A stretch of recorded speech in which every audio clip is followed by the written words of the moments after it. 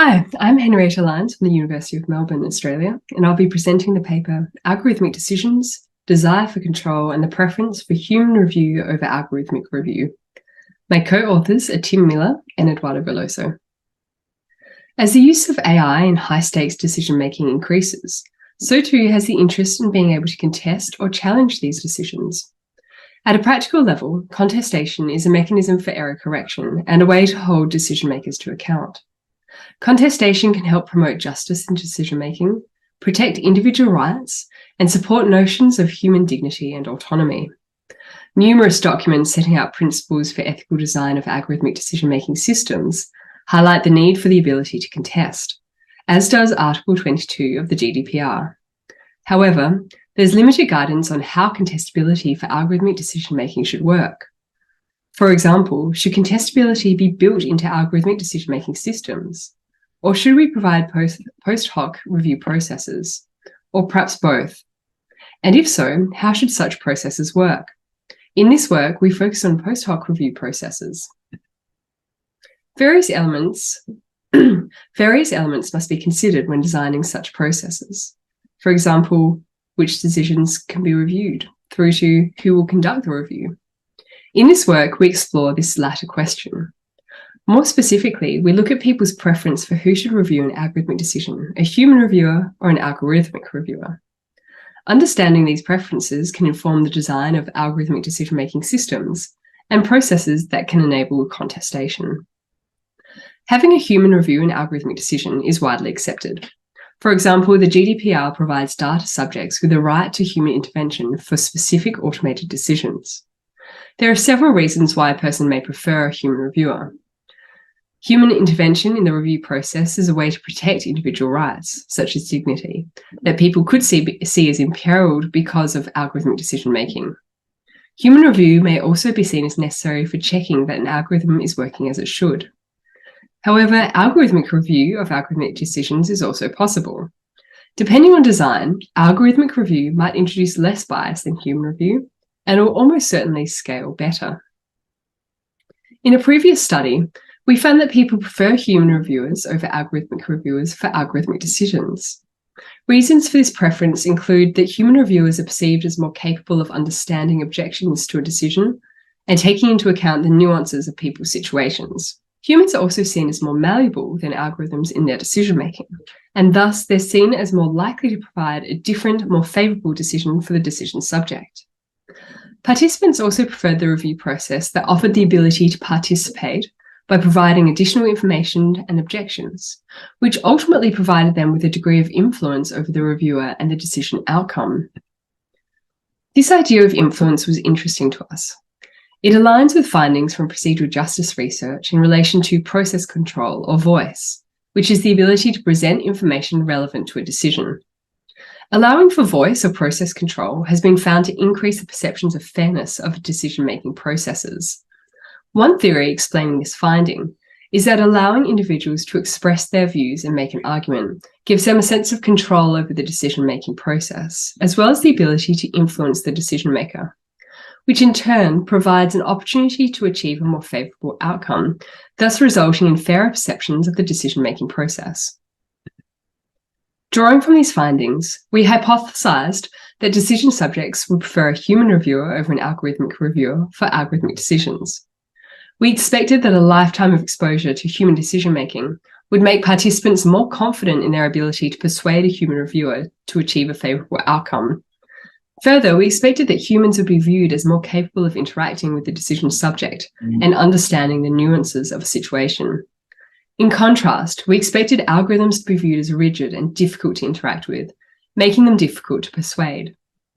We further hypothesized that people with higher scores for the personality trait desire for control, which concerns the extent to which people want control, would exhibit a stronger preference for human review over algorithmic review, because they believe that they would have more control over a human reviewer. Our third hypothesis was that limiting a decision subject's ability to interact with a reviewer would result in a weaker preference for human review over algorithmic review, because there would be limited ability to influence the decision maker. So having a human reviewer would not be quite as great an advantage compared to having an algorithmic reviewer. Fourth, The greater the impact of the decision, the stronger the decision subject's preference for human review, based on the reasoning that the higher the stakes, the greater the incentive to control the outcome. We decided to run an online vignette experiment to test these hypotheses. We chose 3 different contexts for our scenarios that, while fictional, were inspired by recent instances of consequential algorithmic decision-making. To ensure that we had scenarios with various stakes, we developed 3 decisions for each context. For example, in one of the scenarios, the impact of the decision could be a formal warning, a financial deduction, or suspension from working altogether. We also varied the level of interaction a decision subject would have with the reviewer, with one condition that didn't limit interaction and a second condition that specifically stated that the decision subject could not interact directly with the reviewer.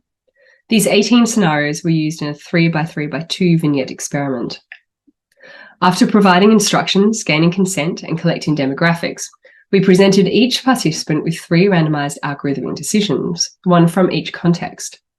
For each scenario, participants were asked to rate the impact of the decision. They were then provided with information about the review. In one condition, the level of interaction with the reviewer was expressly limited. Participants were then asked whether they would prefer an algorithm or a human to review the initial decision. And they rated this reviewer preference on a scale from 0, a definite preference for an algorithmic reviewer, to 100, being a definite preference for a human reviewer. Having provided their preference, participants were asked to explain it. Finally, they completed the desirability of control scale. We conducted the study on Prolific, and we had 234 participants. The mean for reviewer preference across all scenarios and conditions was 85.86, so hypothesis 1 was supported.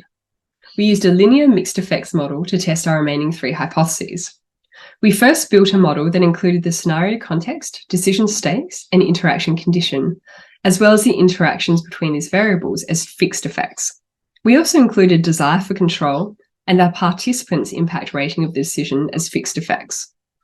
We specified participants as a random effect in our model, and the dependent variable was reviewer preference. Predictors that were not significant were discarded, and this was true of the scenario context, decision stakes, interaction condition, and the interactions between these variables. The model was recalculated excluding these variables, and the final model is reported in Table 1. The results indicate that participants' impact ratings of the decision and the desire for control both significantly predicted reviewer preference. Both variables affected reviewer preference in a positive direction. An increase in perceived impact and an increase in desire for control both increased the preference for a human reviewer. Thus, we have support for hypothesis 2 and hypothesis 4. However, we do not have support for hypothesis 3. Expressly limiting the interaction with the reviewer did not significantly affect reviewer preference. Here, we suspect that our manipulation didn't work, and we explain this in more detail in our paper, but ultimately, we'd expected the preference for a human review to decrease when the interaction was limited to a once-off email exchange.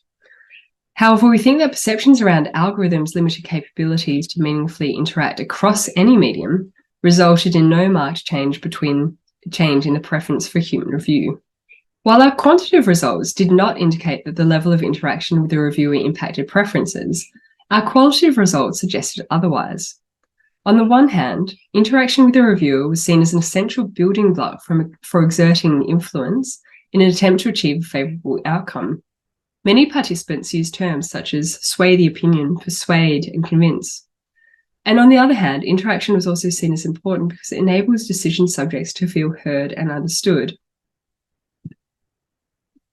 Our findings indicate that reviewer preference is impacted by desire for control or influence over the decision-making process and outcome.